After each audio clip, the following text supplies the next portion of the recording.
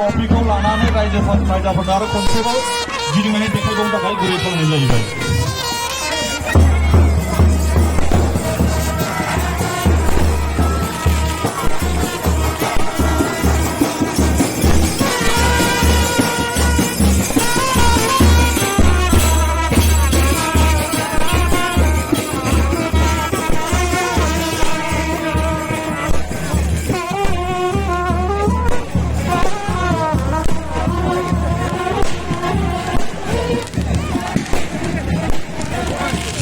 बे समाव जोङो जोंनि 6 इन्टार क्लाब फुटबल चेम्पियनशिप 2023 नि खुंफुं आफादनिफ्राय जोंनि मोसाखावरि बा बर'नि मुंदांखा फावखुंग्रि गेमस्रि दैमारि बिथांखौ गांसे आर'नाइजों बरायनानै लाग्रोनि बिनि उनावनो बिथाङा पारफरमेन्स खालामगोन।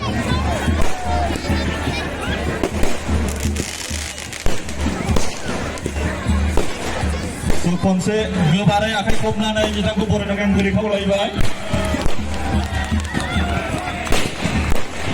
गोजोननाय थाबाय।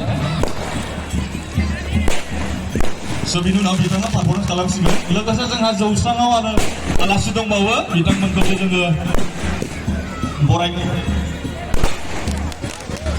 जोंनि गेजेराव जोंनि हान्जायाव नुजाफैनो हाबावनाय जोंनि बिथांनाव चिरां समस्टिनि एमसिएलए मानगोनां सावरायगिरि बिथाङा दंफैयो। बिथांखौ खनसे गावनि सिनायथि होनो आरो जोंनि खुंफुं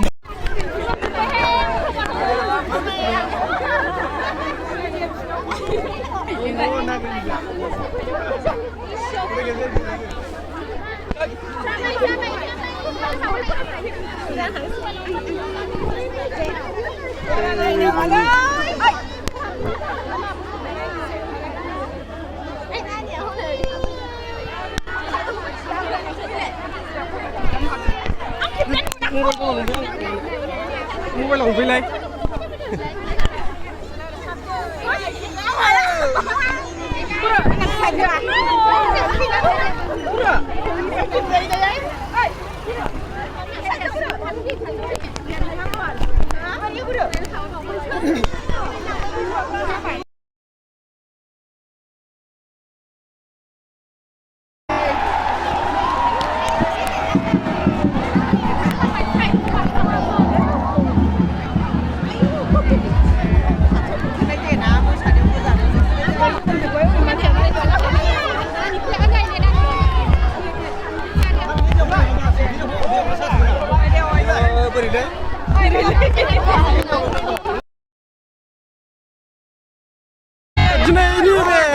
इंटर डिस्ट्रिक्ट फुटबल गेमाव सफैनानै नोंथाङा मा मेसेज होनो सानदों बेखौ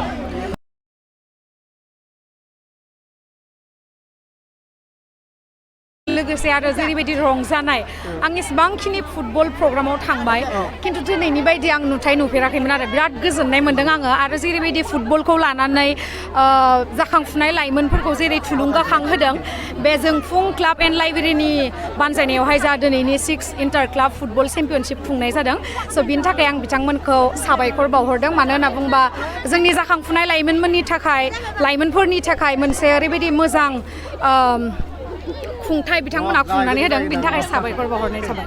थेंक इउ गोलोम